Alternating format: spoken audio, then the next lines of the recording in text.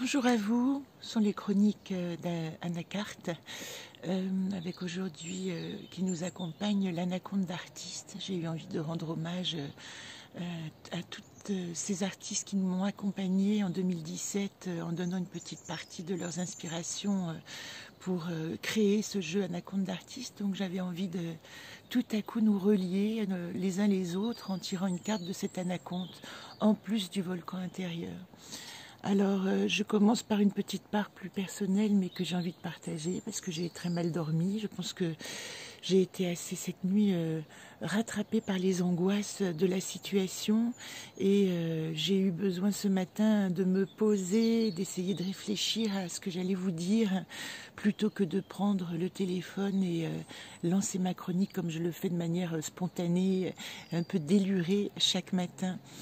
Je sais que c'est lié, en tout cas moi je l'analyse comme ça, à la présence de Garit hier qui, quand elle nous demande force et courage, nous demande une présence virile au monde, et souvent dans ces moments-là, en tout cas pour ma part, je suis beaucoup plus active, énergique, solide, mais parfois j'oublie aussi la dimension intérieure et la nécessité de pause et de retrait.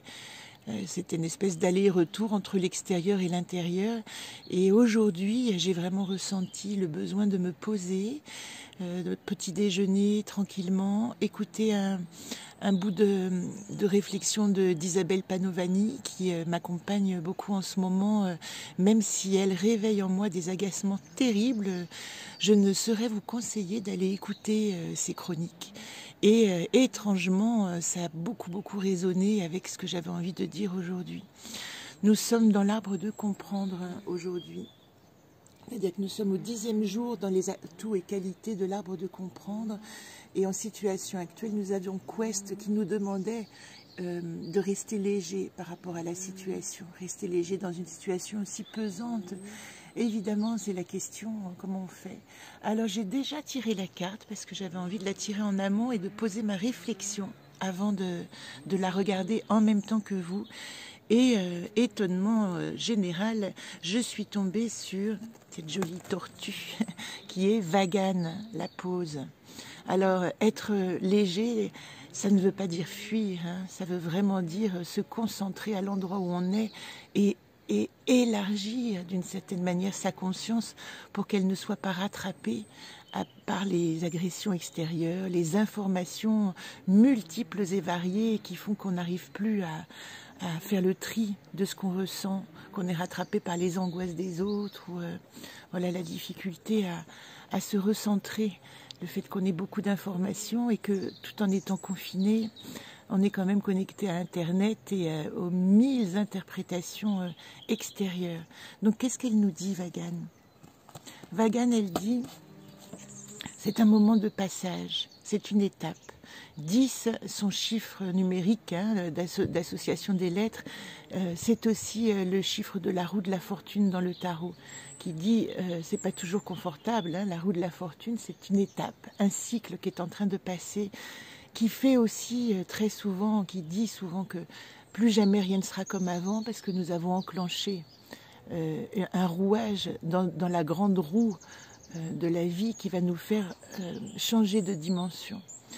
Elle est reliée à la tortue, la terre-mère, là où je vis, je suis. Ce qui veut dire aussi que quand nous vivons des éléments extérieurs où nous sommes, nous faisons partie de ces éléments. Les choses qui arrivent à l'extérieur sont des états de conscience qui nous regardent, qui font que ce qui arrive, le coronavirus, je ne suis pas victime du coronavirus, je fais partie d'un fonctionnement global de conscience du monde qui fait arriver sous forme de cette maladie terrible et cette pandémie qui touche innocents et qui touche absolument tout le monde, hein, en fin de compte, et fragile et vulnérable, et les gens vulnérables, qu'est-ce que j'ai déclenché aussi dans ma conscience collective? C'est pas une question de culpabilité, encore une fois, hein, c'est une question de comprendre notre dimension de créateur de notre réalité, et non pas seulement de créatures qui subissons des événements.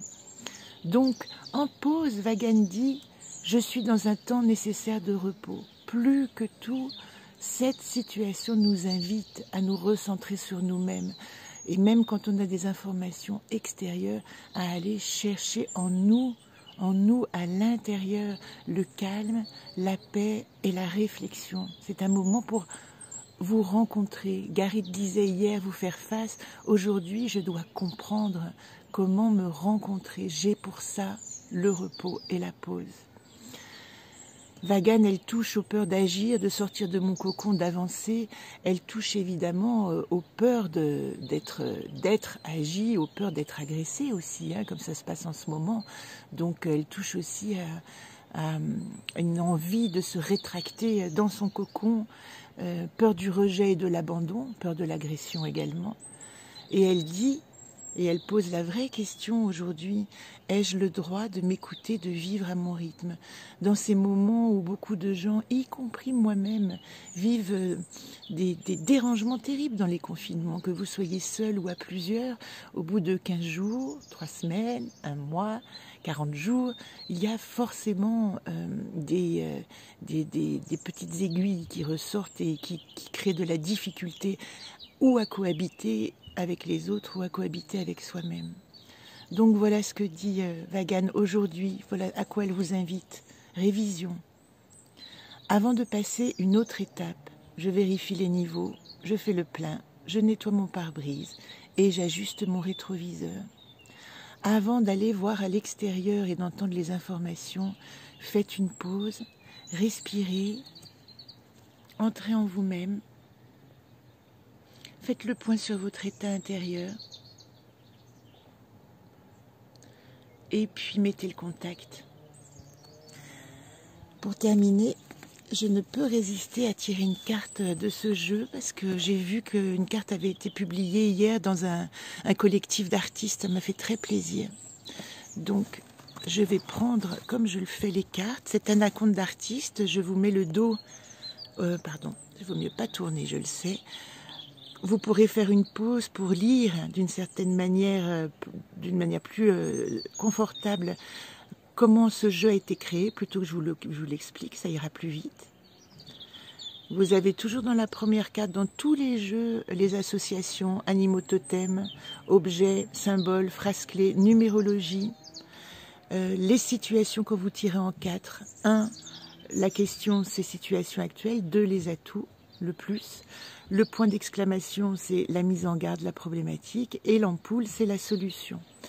Au milieu, vous avez la place de l'anacarde dans le jeu quand on a créé un chemin de vie ou ce à quoi c'est relié en ce moment.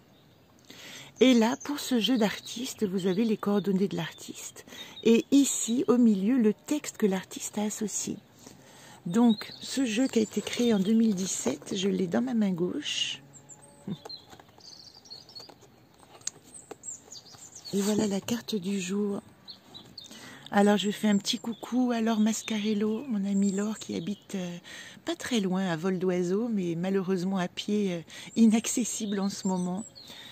Je vous donne les coordonnées de Laure après. Elle a dessiné cette carte d'après Néris. Néris, c'est ce petit hérisson qui parle du passé, qui parle de la tribu et de la famille et qui vous dit...